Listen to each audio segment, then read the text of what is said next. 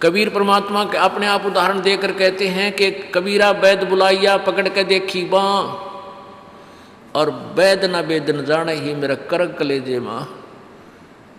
कहते हैं डॉक्टर बुलाया, डॉक्टर ने नाड़ी देखी, बाँ पकड़ के, पहले ये थे थर्मामीटर हाथ से देखा करते हैं, और वैद कहता है इसका कोई बीमारी नहीं और रोज सूखते आवे। कहते हैं कबीरा वैद बुलाइया पकड़ के देखी बाँ, और वैद न वेद न जाने ही मेरा करक कलेजे माँ। उस परमात्मा की और यहाँ के दुखों का जो दुख है, यहाँ के दुखों को देख देख कर कुत्ते ने देखे खाज किधर कीड़े पड़ रहे उसके हैं, किसी खाज लग रही है। ये भी पहले आप जैसे अड़े चौड़े हो कांडे थे और बढ़िया बढ़िया सूट गाड़ के चाले थे, भक्ति करी को नाच बिरान माटी करवा ली। तो ये बातें उनको तुरंत याद आने लग जाएंगी जिनकी आंखों का मोतिया बिंदु का ऑपरेशन हो गया, अर्थात जिनको तत्व ज्ञान हो गया। अब तो हम देखते हैं कुत्ते हैं, गधे हैं, सुअर हैं, बैल है, जोड़ रखा गाड़ी में भर रखा सामान, चलता नहीं था, दे लट्ठा गद्दा है गधोरी उस पर। तो हमने सोचा ये तो ऐसे बनते रहेंगे और हम ऐसे ही मनुष्य बने रहेंगे। काल ने ऐसी बुद्धि भ्रष्ट कर रखी हमारी, क्योंकि ज्ञान है नहीं। ज्ञान हो तो हम ये नहीं सोच सकते, क्योंकि यहाँ तो प्रत्येक प्राणी का अपना किया कर्म इसको मिलेगा। आज मनुष्य है, भक्ति ठीक की नहीं तो अगली योनियों अन्य प्राणियों की योनियों में जाएगा ही जाएगा। तो फिर ये बातें, यहाँ का यो कष्ट, किसी की किसी का हाथ कट रहा, किसी की टांग कट गई, कोई अंधा हो रहा, किसी का बेटा मर गया, किसी की बेटी मर गई, एक परिवार में 2-2 3-3 इकट्ठे मृत्यु हो रही है। अब उस परिवार के स्थान पर आप अपने को सोचकर देखो जो जश्न मनाने की तैयारी में है, तो फिर ये बकवादें अब पलट जाएंगी। 90% जो हम वेस्ट करते हैं अपना समय इस पेट के लिए और इस संसारिक इन बकवादों को जोड़ने के लिए, ये 90% अपने आप शांत हो जाएगी। ना दहेज लेंगे ना देंगे। किसी के 2 कन्या हो जाती है, उसको नींद आनी बंद हो जाती है। ऐसा हमने अपने आप एक मकड़ी वाला जाल फैला के आप पे फंस बैठे उसमें दहेज के चक्कर में, क्योंकि हमें ज्ञान नहीं। हम किसी से आज पैसा लेते हैं, अगले जन्म में वो पैसा वापस देना पड़ेगा। किसी ने मान ले किसी को दबाव देकर दहेज का पैसा ले लिया, या वैसे 2 नंबर के काम करते ले लिया, लेकर दिया नहीं, अगले जन्म में वो पूरा करना पड़ेगा। किसी का गधा बन कर देना पड़ेगा, किसी का भैंस बन कर देना पड़ेगा, और या फिर अगले जन्म में वो दामाद बन कर ले जाएगा जिसको आज तुम दामाद बन कर ले रहे हो। तो इस पंगे में अनजान व्यक्ति दिया करे। परमात्मा ने जो आपको देना है वही देना है, आपके प्रारब्ध में लिख रखा है। उसमें आप अगर फेरबदल करने की चेष्टा करोगे दूना दुख उठाओगे। फेरबदल भी परमात्मा ही कर सकता है। शास्त्र अनुसार साधना करने से आपके भाग्य में ना होगा वो पुण्य, और परमात्मा करवा कर या अपने कोटे से देकर आपको यहाँ होटल वाली सुविधाएं अवश्य देगा, पर अधिक नहीं मांगनी चाहिए। तो ऐसे नानक साहब जी से किसी ने प्रश्न किया, क्योंकि नए नए भक्त बहुत जाते रहते हैं। कहते हैं हे गुरुदेव, हे परमात्मा, आप हमें कभी खुश नज़र नहीं आते, आप खोए खोए से रहते हो।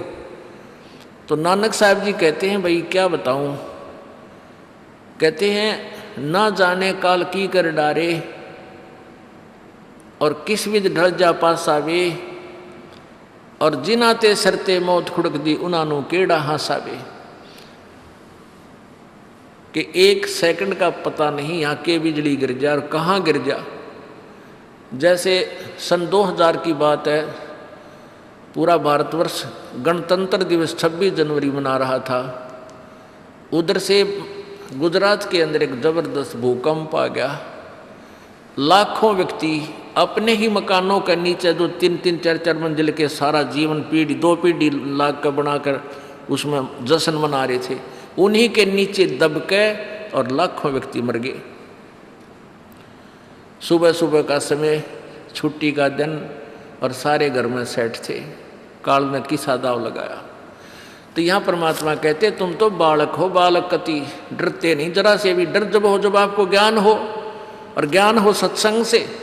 सत्संग मान का समय नहीं कि तो और बकवाद हो रही हो, देख लो दुनिया इकट्ठी हो जा। और यहाँ कितने भक्त आ पाते हैं, जो आ पाते हैं वो बहुत महान और पुण्य आत्मा है, उनके पिछले संस्कार इतने ज़बरदस्त हैं कि उनको प्रेरित करके लाते हैं, वो परमात्मा की रजा होती है उनके ऊपर। तो क्या बताते हैं, न जाने काल की कर डारे, और किस विध ढल जा पासावे, और जिना ते सरते मौत खुड़क दी, उन्होंने केड़ा हासावे। अब फिर पूछते हैं क्या प्रभु आप सदा ऐसे ही रहते हो? प्रश्न किया किसी ने नानक जी से। नानक साहब ने कहा कि भाई मुझे भी खुशी होती है, लेकिन वो खुशी हम ऐसे प्रकट नहीं करते जैसे अनजान लोग करते हैं, नाचे कूदो या हा हा हा दांदरे काटे। नहीं, अंदर ही होता रहता हमारे जो कुछ होता है। कहते हैं साध मिले साड़ी शादी होंदी, साध मिले साड़ा शादी होंदी, और विछड़ जा दिलगिरी वे, अखदे नानक सुनो जहाना मुश्किल हाल फकीरी वे। कि तुम भक्तजन जब आते हो मेरे पास सत्संग सुनने के लिए, और जो उपदेश ले चुके हैं, और फिर वो सारे के सारे रह कर मेरे पास आ रहे हैं, तो मुझे बहुत खुशी होती है। उस दिन हमारे विवाह होता है, शादी होती है, समागम होता है, चहल पहल होती है। और जब तुम चले जाते हो, विछड़ जाए दिलगिरी वे, तुम चले जाते हो जब मुझे दुख होता है। क्यों होता है कि तुम काल के उसमें पहुँच चले जाते हो, क्योंकि भक्त कम होते हैं और काल प्रेरित व्यक्ति ज़्यादा होते हैं। मुझे ये डर लगा रहता है कि कहीं ये भोली आत्मा उन काल के दूतों का ना फंस जा, और उनकी बातों माँ के भक्ति ना छोड़ दें, इनकी दुर्गति ना हो जा। जब तुम ठीक ठाक वापस आ जाते हो सभी, तो मेरी आत्मा खुश होती है। उस दिन मेरी खुशी का कोई ठिकाना नहीं होता, लेकिन वो होती है अंदर ही अंदर, लोग दिखावा नहीं होता। साध मिले साड़ शादी होंदी, और विछड़ जा दिलगिरी वे, अखदे नानक सुनो जहाना मुश्किल हाल फकीरी वे। भाई कहते हैं भक्ति करना बहुत मुश्किल है। मुश्किल इन काल के दूता ने बना दी, जनता ज्ञानहीन कर दी। जो भक्ति नहीं करते वो तो सीधे काल के जाल में हैं ही। जो भक्ति करने की चेष्टा करते हैं तो किसी का तो पति लाठी ठाए पाओगा, उसके पति ने कोई और इंजेक्शन ला जाएगा। यो कि होया भाई हम भी तो नाम ले रहे हैं, हम वहाँ जाते हैं, हम तो 6 महीने साल में कभी कभी जाते हैं, और आप कहते हैं 10वें दिन भाग लेते हैं। तो भगत ने नाम ना ले रखा तो वो परेशानी पैदा करेगा ही करेगा। किसी की पत्नी ने नाम नहीं ले रखा, भगत ने ले रखा है, तो वह सींग पिनाए पावेगी। किसी के कहने सुनते जानते क्या सुनी घर में होगी। काल न तक करवाना है कि किसी प्रकार ये वहाँ जाना छोड़ दें, तेरे जाल में फंसे रहें। इसका तो पूरा प्रयत्न रहेगा। लेकिन पुण्यात्माओं, यु ज्ञान रूपी ढाल आपको इसलिए दी जाती है कि अपना बचाव करो, और भक्ति मत छोड़ना चाहे कुछ भी हो। आप पुण्यात्माओं अपने घर के काम में, ठीक है, पति पत्नी बच्चे सब कोई कार्य करना है तो सब मिलकर सलाह बनाकर कर लें, बहुत अच्छा होता है। उसमें कोई हानि लाभ भी हो जाती है तो विशेष दुख नहीं होता। उसमें अवश्य राय एक दूसरे की लेकर काम कर लेना चाहिए। और जब आता आत्म कल्याण का समय, उसमें किसी की राय की आवश्यकता नहीं। मान लीजिए आपने नाम लेना है और आपका पति नाट्य है, तो नाट्य जाएगा। ये अपने जीवन का सौदा तुमने खुद सोचना होगा, इसमें किसी की राय की आवश्यकता नहीं। आपने नाम लेना, आपकी पत्नी मना करती है तो करन दे, इसमें किसी की सलाह लेने की जरूरत नहीं, चाहे कोई राजी रहे चाहे नाराज रहे। यदि मीराबाई उस समय ये सोचती कि तेरी माँ क्या कहेगी, तेरे पिता क्या कहेगा, ये समाज क्या कहेगा, तू मंदिरों में जाती है, क्योंकि उस समय ठाकुर समाज अपनी बहन बेटियों को घर से नहीं निकलने देते थे, पर्दों में रखते थे। लेकिन मीराबाई बालक नहीं रही थी, समझदार थी। वह उसको पता था कि आज तो मैं लोक लाज कर मैं आकर भक्ति नहीं करूँगी और फिर कुतिया बनकर बाजार में आंडूंगी, कोई मेरी इज्जत का रक्षक नहीं मिलेगा। तो ये ज्ञान से ही ऐसी दृढ़ता आती है। संघर्ष किया और सफल हुई, क्योंकि मालिक के नाम पर जो संघर्ष करते हैं सच्चे दिल से हृदय से, उनकी परमात्मा मदद किया करता है। ये पिछले इतिहास देख लो। क्या बताते हैं? मात पिता सुत स्त्री आलस बंधु कान, संत दर्श को जब चले ये अटकावे आण। मात पिता सुत पुत्र को कहते हैं। स्त्री जैसे कोई बालक हैं 15, 16, 10 वर्ष के, वो माता पिता के अधीन होते हैं। और बच्चे का समझ में आ गई और माता पिता मना करते हैं तो उनके अधीन है वो। और बच्चे जवान हो गए, बूढ़ा बूढ़ी अगर समझ में आ गई, फिर वो बालक बाधा करेंगे, वो रोकते टोकते हैं। तीसरा दिन चल पड़ते हो, किराया कितने डावा फलाना है, यानी कुछ ना कुछ बाधा कर सकते हैं। किसी का पति बाधा कर सकता है, किसी की पत्नी बाधा कर सकती है। जब भक्ति की तरफ अग्रसर होता है या सत्संग में आने की तैयारी करता है।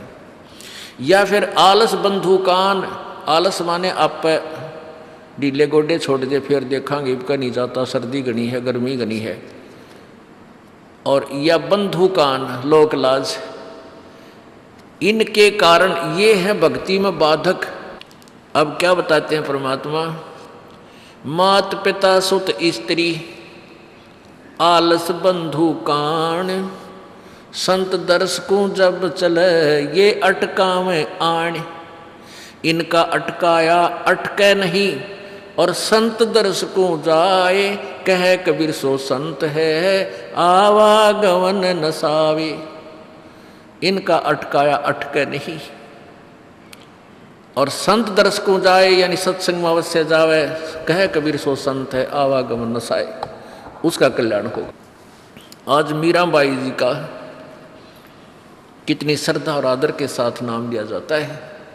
और यदि वो उसी तरह की क्रियाएं करती जो उस समय की बहन बेटियां लोक लाज में फंस का अपना जीवन बर्बाद करगी, आज वो कुतिया बनी हंड है। परमात्मा कहते हैं नकबे सर नकबे बनी वह पैर थी हार हमेल, और सुंदरी से वह कुतिया बनी सुन साहिब के खेल। बीबी पड़दा रहे थी डोडी लगे थी बार, अब गा तो गाड़े फिरती हैं बन कुतिया बाजार। वो पर्दे की सुंदरी सुनो संदेशा मोर, इब गा तो गाड़े फिरती हैं वो करें सराय शोर। अब जो डोडी पर्दे जिनका लग गया करते, पर्दे में रहा करती थी, जो अपने आप को ऊंच घरों की बेटियां बहू कहा करती थी, उनका सत्संग की छीट लगी नहीं, करते बाहर निकली नहीं। पूर्व जन्म की पुण्यात्मा थी, उनको कोई रानी बन गई, कोई महारानी बन गई, कोई अच्छे घर में जन्म, इस मायाधारी मस्करिया का जन्म हो गया। और वो भगवान से दूर रहने के कारण फिर अगले जन्म में कुतिया की योनि पाती है। तब तो पर्दों में रहती थी, उंगली भी ना दिखने देती, किसी बाहर कहीं हमारी बेइज्जती ना हो जा, मेरी पत्नी जो है सत्संग में चलेगी तो इज्जत का नाश हो जाएगा। और वह इज्जत फिर उगाड़ी अंड है कुतिया बनकर। कहते नकबे सर नकबा बनी पैर थी हार हमेल, 1-1 लाख के गहने पहरा करती, आज वो सुंदरी से कुतिया बनी देख साहिब के खेल। तो पुण्यात्मा ये इन बातों से डर लगना चाहिए। इन बातों से डर लगने लगेगा, मालिक में रुचि बनेगी और भजन करने को दिल करेगा।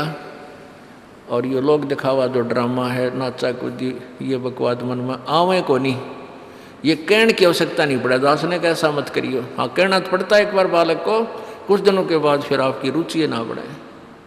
इतना तो इस दास को विश्वास हो गया है कि परमात्मा के बच्चे भगवान को पहचानने लग गए, क्योंकि अब शिक्षित समाज है।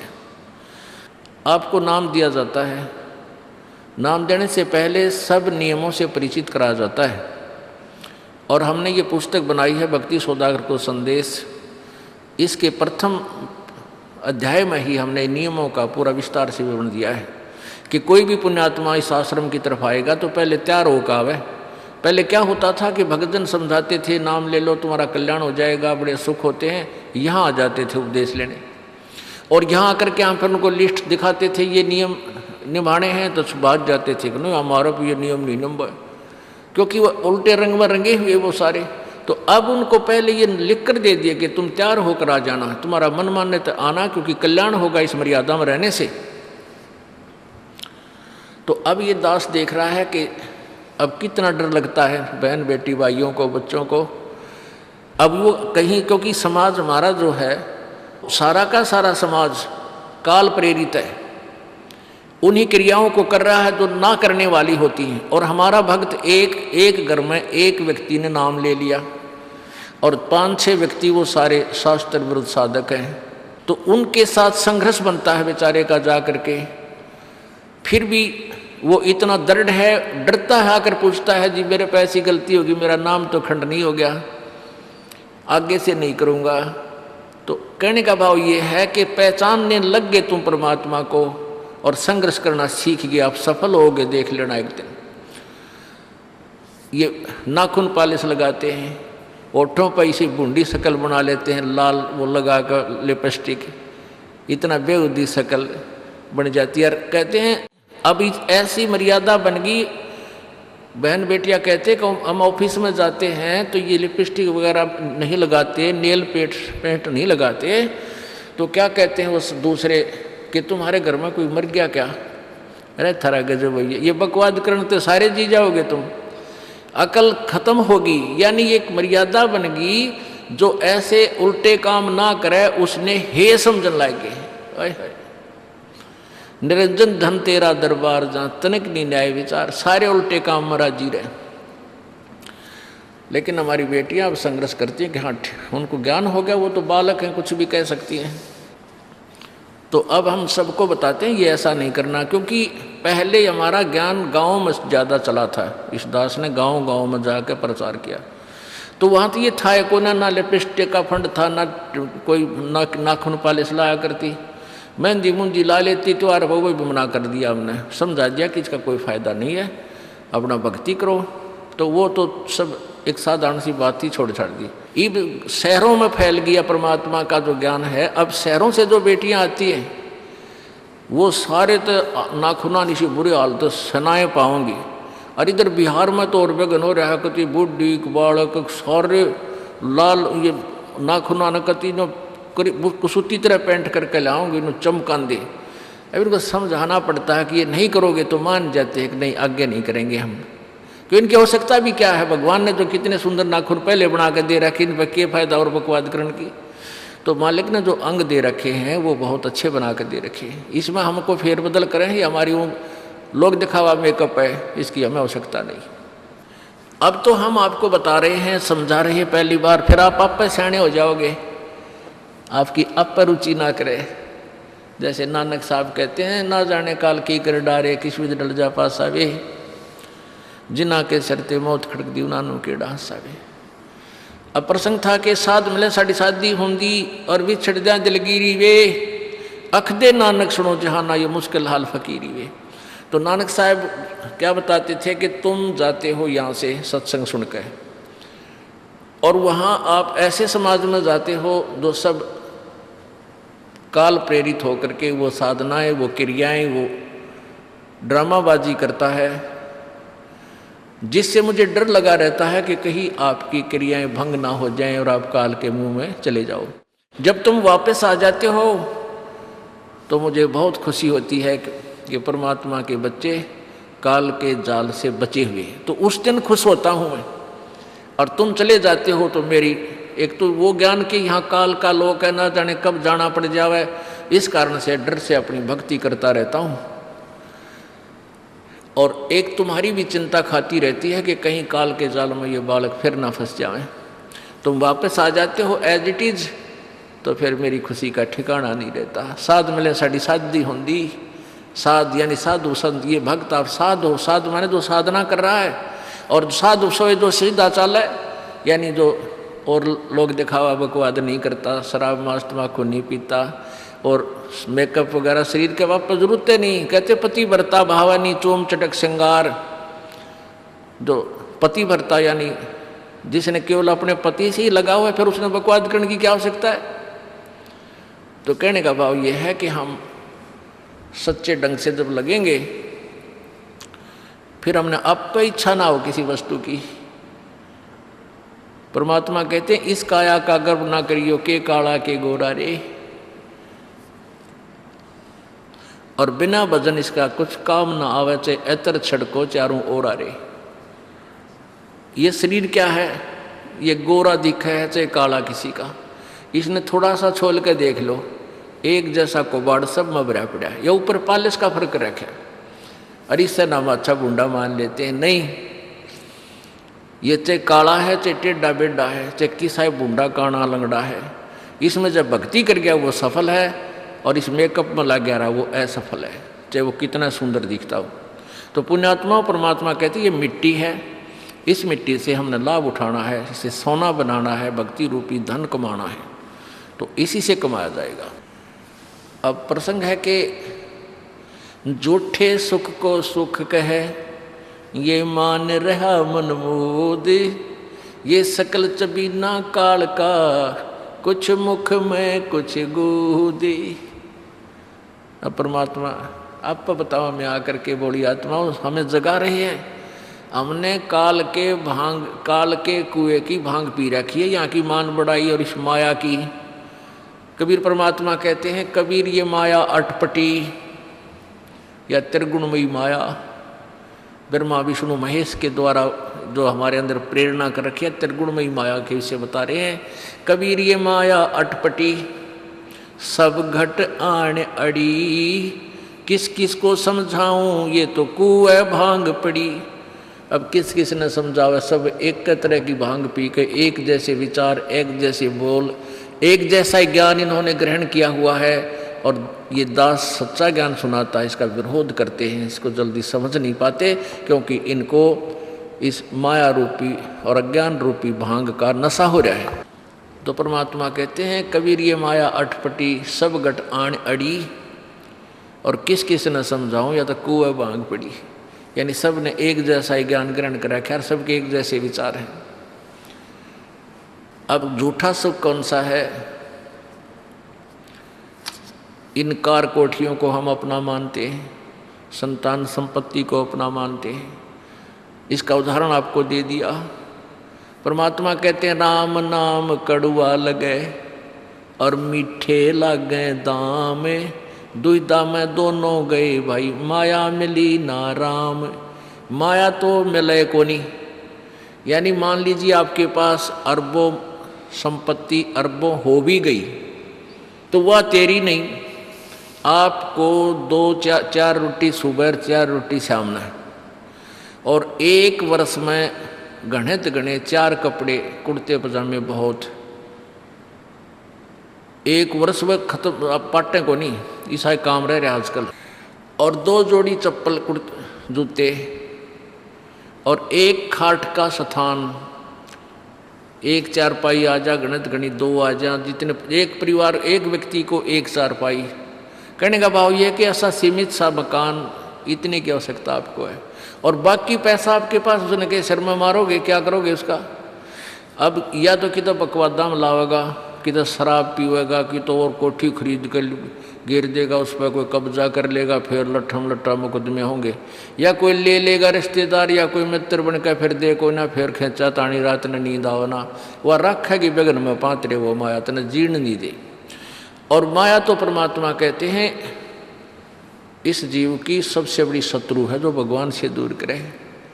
अभी झूठे सुख को सुख मान लिया, कार कोठी होगी, बढ़िया व्यापार बिजनेस या कोई नौकरी होगी, तो भगवान से 100 कोस दूर है वो प्राणी।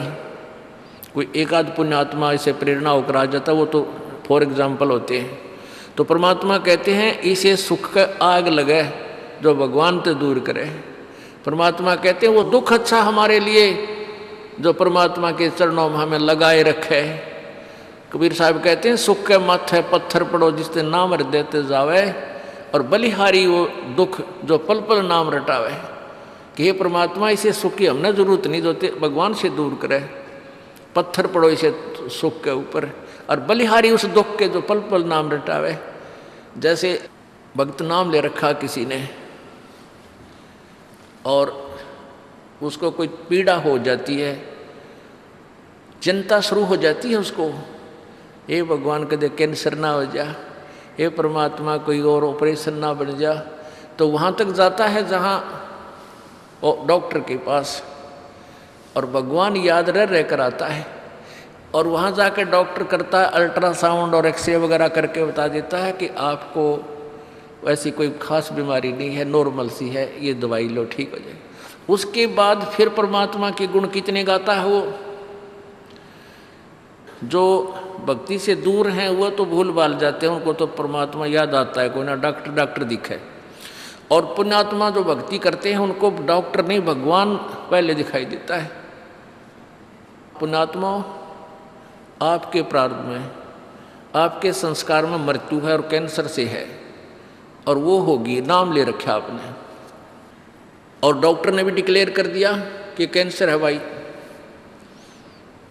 पीछे आपको उदाहरण दिया था, एक लड़का रोहतक से, इकलौता पुत्र, और 10 साल के बाद पुत्र प्राप्ति हुई, और उस लड़के का कान में कैंसर बता दी, PGIMS रोहतक तक। उन डॉक्टरों ने फाइनल कर दिया और उसका पूरा डाटा अपने मोबाइल में नोट कर लिया कि इसका ऑपरेशन करवा ले और दिल्ली ले जा, हम नहीं कर सकते। वो रोता हुआ यहाँ आए। अब क्या है कि ये काल बड़ा उस्ताद है, थोड़ा सा सुख होते ही भगवान ने भूलन लाग जाए। वो 5 महीना में आए हमारे पास रोहतक से, जबकि आए महीना आना चाहिए था।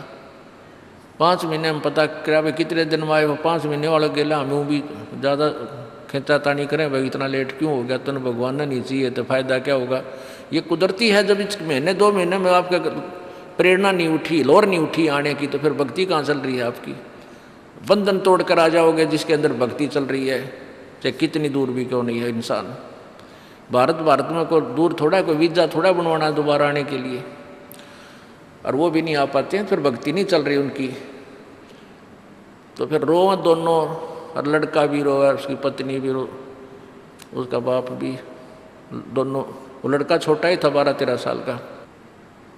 कहने लगे जी कैंसर बता दी, हमारा इकलौता पुत्र है। बुरा हाल, मेरी नहीं सुने, रोए रो। वहाँ बेटा बात सुनो, आप दोबारा चेक कराओ और पूरी श्रद्धा रखना मालिक में। आप दोबारा ऑपरेशन कराने से पहले चेक जरूर करा लेना, ऑपरेशन नहीं मना करता मैं, और ऑपरेशन भी मालिक की दया से सफल होया करे इसी बूंदी बीमारी का। तो उनके यह बात जच गई, जानते डॉक्टर से कहा जी इसको ऐसे, वो रिपोर्ट दिखाई, और फिर कहा जी, वो डॉक्टर ने कहा अभी मैं दोबारा चेक कर लूँगा। मालिक प्रेरणा करता है कि एक बार चेक करना पड़ेगा, मैं ऑपरेशन करने से पहले चेकिंग फिर करूँगा। दोबारा चेक किया, उसने बताया इसका कोई कैंसर नहीं है, और कान की हड्डी बढ़ है, और 6 महीना में एक बार दिखा जाइए, आप पर ठीक हो जाइए। अब पुण्यात्माओं, अब उस परिवार को भगवान कितना प्यारा लगेगा, कितनी श्रद्धा बढ़ेगी। और आए महीने 2 चक्कर काटेंगे, तो इंसान तो होंगे, शैतान होंगे, तो फिर आपत्ति आओगी उन पर। भगवान से दूर होते ही फिर ये विरानमाटी होगी। तो कहने का भाव ये है कि सुख के माथे पत्थर पड़ो जो नाम हृदय जा, और बलिहारी उस दुख के जो पल पल नाम रटावे। संत शरण में आने से फिर आई टले बला, और जय मस्तक में सूड़ी होवा काटे में टल जा। ये मालिक की वाणी है, गलत नहीं हो सकती। इसका हम कितना लाभ उठा सकते हैं वो हमारी अपने अंतःकरण की जो है व्यवस्था के ऊपर डिपेंड करता है। हमारी कितनी भावना है, कितनी हमारी लगन है मालिक में। अब कुछ भक्त ऐसे भी आते हैं जी, हमें लाभ ना होया, पाठ भी करा लिया, जोत भी चढ़ा दी, और 3 बार आ लिया मैं, ईसा डठोरा दिखाऊंगे, मेरा ऊपर जानो बहुत बड़ा, मुझे ही ज़्यादा आवश्यकता है, इसने कती नहीं। वो बेचारे बालक हैं 1ली 2री कक्षा के, वो कुछ भी बोल सकते हैं, उनको ज्ञान ही नहीं। और ऐसे लाखों लोग हैं जिनको निरे सुख हो लिए।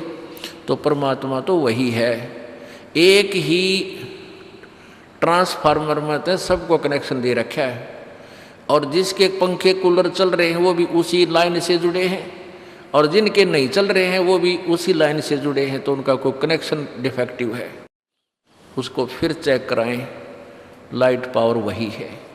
कहते हैं सतगुरु के दरबार में कमी काहे की ना, अंसा मौज नहीं पावता तेरी चूक चाकरी में। कि इस परमात्मा के दरबार में किसी चीज़ की कमी नहीं।